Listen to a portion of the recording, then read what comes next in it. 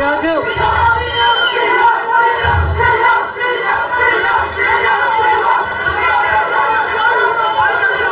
ఒక్కసారి మీకు తెలియని విషయం కాదు, మీడియాకు తెలియని విషయం కాదు, ప్రజలకు తెలియని విషయం కాదు.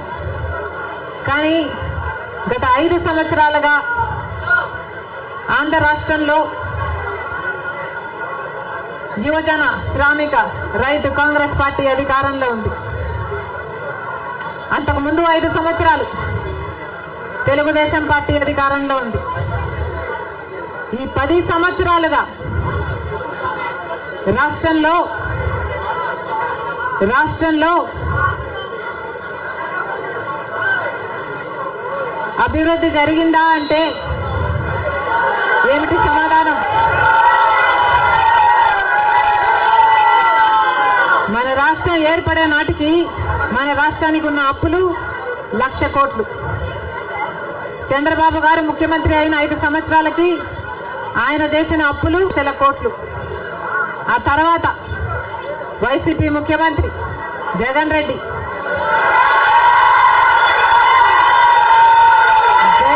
గారు చేసిన అప్పులు 3,00,000 కోట్లకు పైన. మొత్తంగా ఈరోజు అప్పులు 6.5 లక్షల కోట్లు.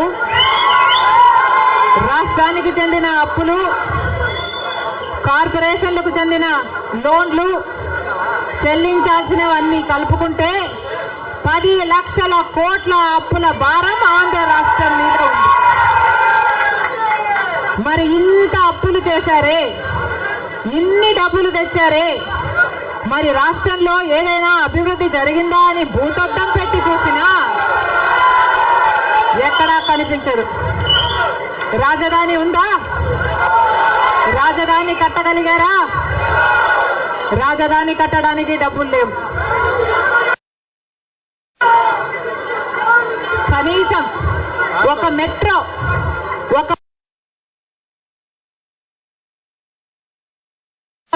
అయినా ఉందా?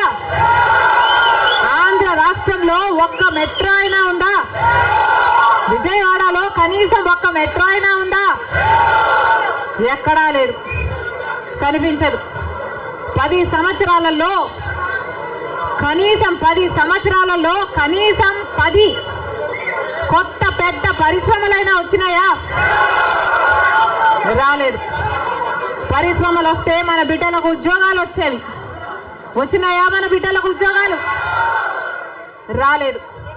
కనీసం రోడ్లు వేసుకోవడానికి కూడా డబ్బులు లేవు ఆంధ్ర రాష్ట్రంలో.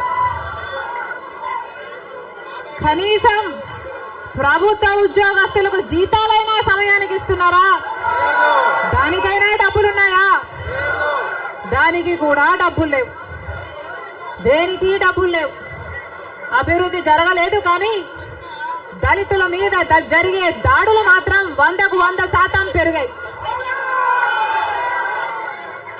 ఎక్కడ చూసినా ఇసుక మాఫియా, ఎక్కడ చూసినా లిక్కర్ మాఫియా, ఎక్కడ చూసినా మైనింగ్ మాఫియా, ఎక్కడ చూసినా దోచుకోవడం, దాచుకోవడం. ఇంతకంటే ఏం జరిగింది? 10 సంవత్సరాలు అయింది మన రాష్ట్రం ఏర్పడి.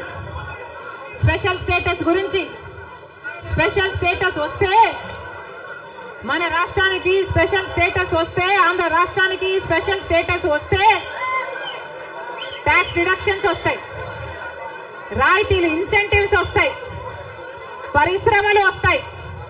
పరిశ్రమలు వస్తే మన బిడ్డలకు ఉద్యోగాలు వస్తాయి. కానీ 10 సంవత్సరాలైనా స్పెషల్ స్టేటస్ మాత్రం ఆంధ్ర రాష్ట్రానికి రాలేదు. రాలేదు అనడం కంటే పాలకులు తేలేకపోయారు అనడము కరెక్ట్.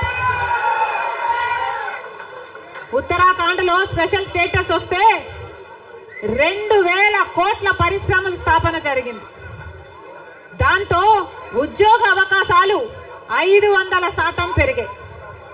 హిమాచల్ ప్రదేశ్ లో స్పెషల్ స్టేటస్ వాళ్ళకి ఇస్తే 10,000 పరిశ్రమల స్థాపన జరిగాయి.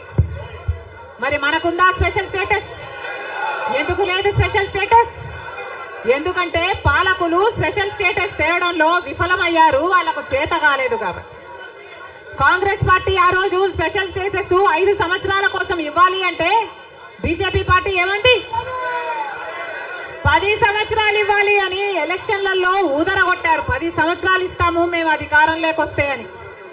ఇక చంద్రబాబు గారు అయితే 15 సంవత్సరాలు మాకు స్పెషల్ స్టేటస్ కావాలి అని కొట్లాడాడు. ఇదే చెప్పాడు 15 సంవత్సరాలు స్పెషల్ స్టేటస్ కావాలి, అందుకే నేను బీజేపీ పార్టీతో పొత్తు పెట్టుకుంటున్నా అని బీజేపీ పార్టీతో పొత్తు పెట్టుకున్నాడు.